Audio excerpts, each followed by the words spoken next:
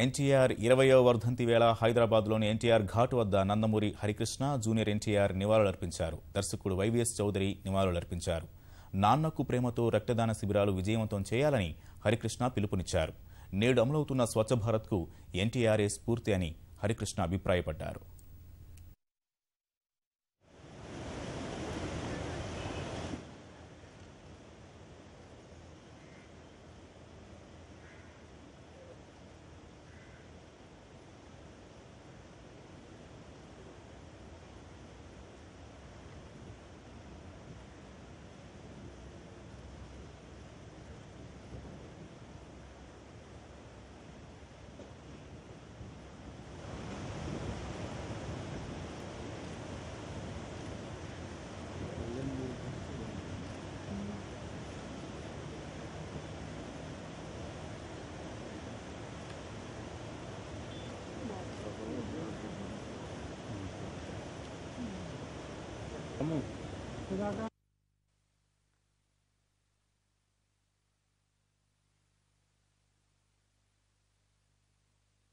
Telugu Desam party అన్నది ఇరు ప్రాంతాలకి చెందింది.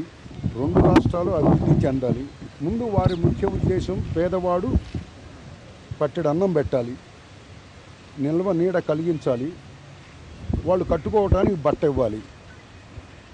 అలాగే ఆడబడుచులు అందరూ బాగుండాలనే ఉద్దేశంగా తెలుగుదేశం పార్టీ స్థాపించడం జరిగింది.